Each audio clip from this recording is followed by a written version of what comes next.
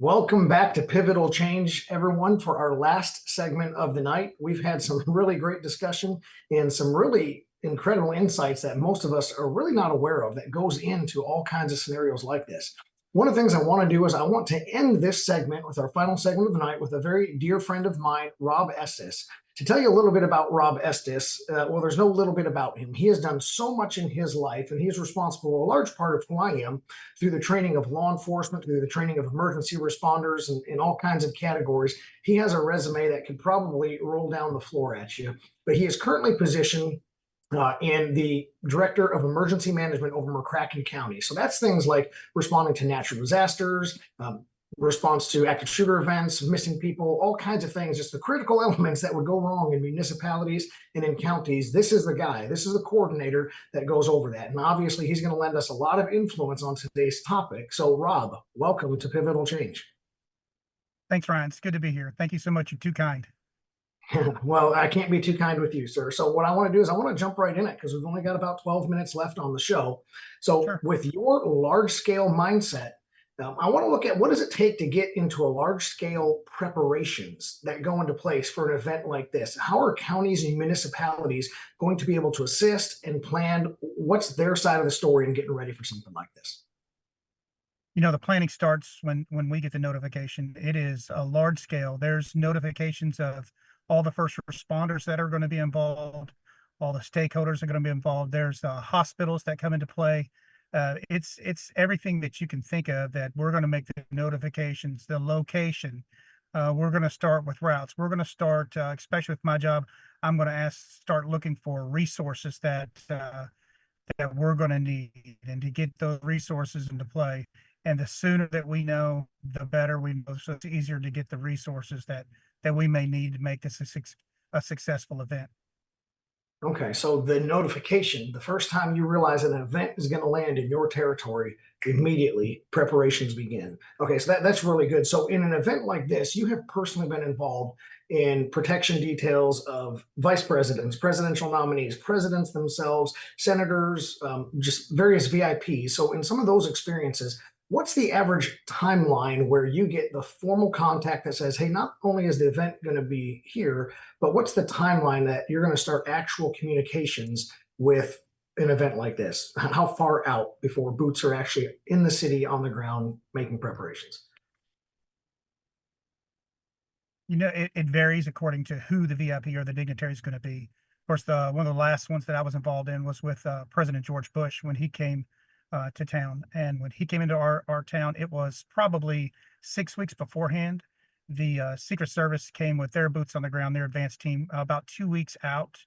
I was attached and a liaison with them as onto the intelligence section of the Secret Service. And so we did a lot in the preparation just to make sure there was, you know, the safety of the president was, you know, important. That's all we did. We went around looking for any type of a threat that was possible, and that from either environmental being the weather that it's going to be. We went to the National Weather Service. We went all the way to anybody that had made a threat to the president, and we paid them a visit. And that's a lot that goes into it beforehand. And a lot more than what people would think would be inside the normal realm. We talk about planning for rain and weather and things like that, not just where we're going to put the bleachers and make a pretty picture. But you mentioned being a liaison, and that really launches me kind of into the next question about communication. The communication that has to happen in an event like this for it to unfold, the communication before, during, and after. I know you just gave us kind of a timeline of how far out, weeks in advance, but ultimately, who is communicating with whom and how is that happening? You know, of course, you'll have like their special agent in charge who's going to be communicating with our chief and our command staff. And then it goes down. They also have people who are supervising the intelligence section or their tactics team. I know that your guest today, Kevin Neal, we were together on one of these when President Bush came to town, and their tactics section, immediately got in contact with him, and there was things that they had to do to prepare, and he was assisting them. And so it trickles down, and it's really nice because they assign one person.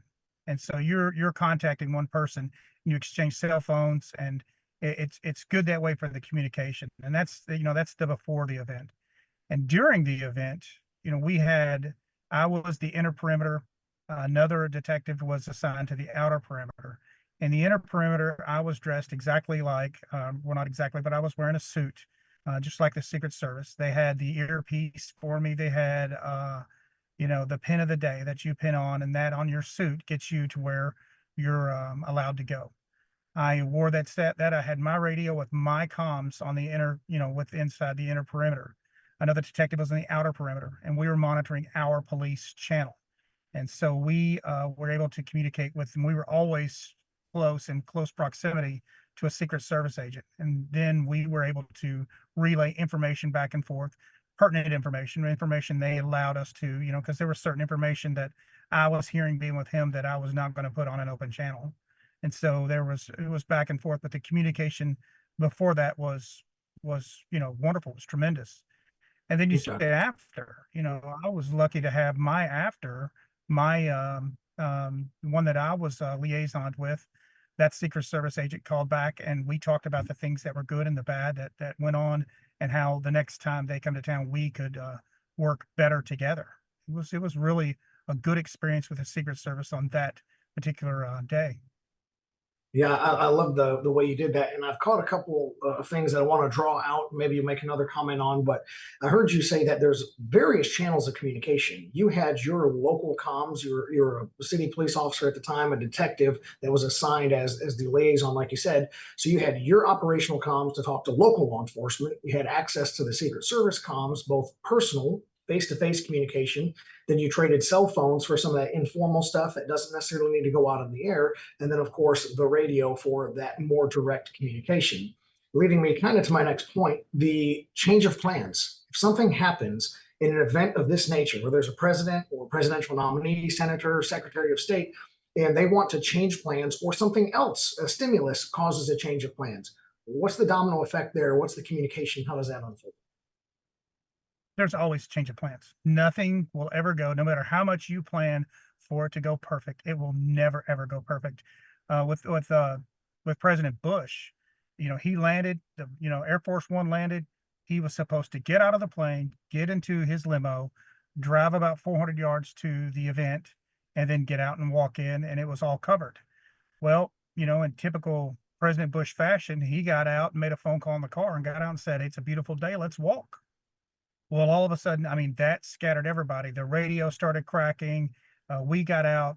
They told me what position to get into, and we walked and went around the president and got around him and walked him to the event. And it was, the communication on that was, I wasn't allowed to notify the outside on open mic that we're walking, of course, but that all came through, and it was pandemonium for a second because he's the president of the United States and he's not going to wait.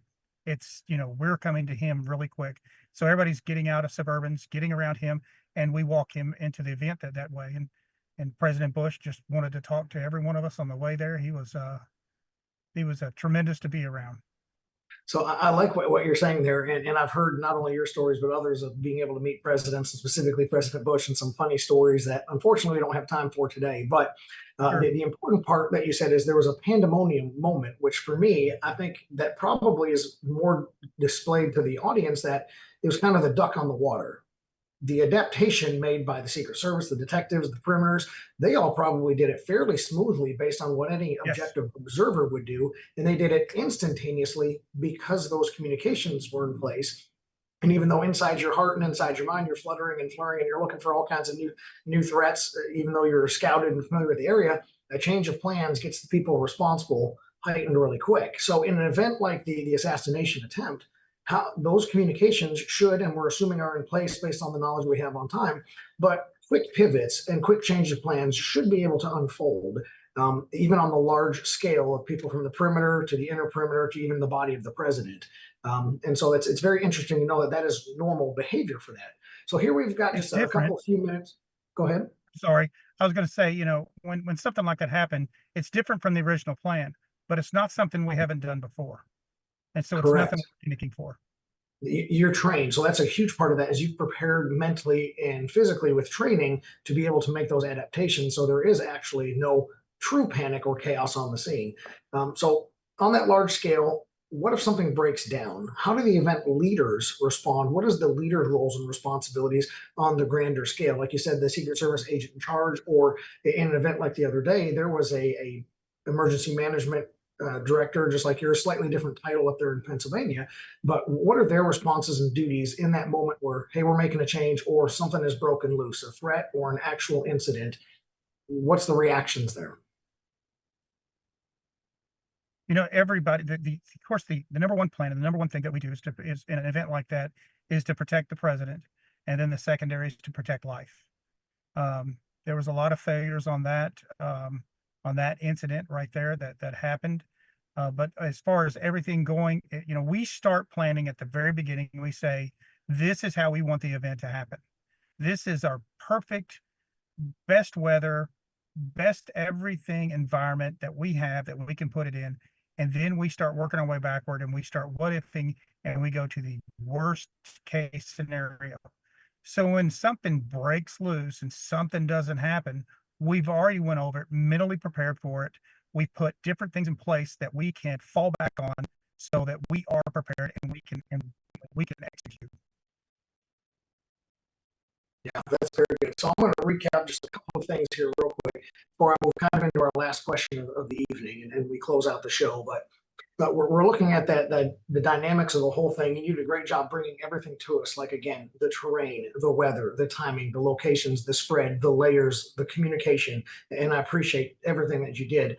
But ultimately, this comes down to a leadership show, and a lot of us as entrepreneurs and business owners. So take all of the things that we discussed in the last several minutes, and can you apply that to how does this affect a business owner that's trying to communicate better or structure better or layer better? But where can we get your nugget of wisdom to apply this to leaders that are not directly in law enforcement and government operations? Never become complacent. Mm. We, according to what the media and everything that we've seen that we know up to this point, it seems like there was some complacency with this last event, and never become complacent. Always strive and always plan, always communicate. And when you communicate, make sure that everybody knows what your expectations are. If you do not communicate clearly your expectations, then you cannot expect them to be followed. You cannot expect to be successful if what you want is not communicated clearly and everybody has a defined responsibility. Wow, Rob, that was truly beautifully articulated and well said. We have the saying from our old career that complacency kills. And I just want to say that that was a wonderful message. The entire show tonight has been based around making leaders better from a terrible incident that we have. If somebody, for any reason, wanted to get a hold of you and that wonderful brain of yours that is so tactically and logistically minded, how could somebody reach out to you and say, hey, Rob, I want to tap into your brain? You can look up the McCracken County Emergency Management Facebook page. We're on Twitter. You can also look us up at the McCracken County. If you just do a Google search in McCracken County, Kentucky, look up emergency management, you'll find all my contact information. Reach out to me at any time. It's got all my information, and I'd be more than willing to help anybody, do anything I can. That's in my nature. That comes from all those years that we were training together, Ryan. Absolutely. Well, thank you so much for coming on the show. And everyone, stay tuned. Log in next time, Thursday, 6 p.m. Central, same time, to Pivotal Change. And just remember, everyone, go out there and see the change and be the change. This has been a Now Media Networks feature presentation. All rights reserved.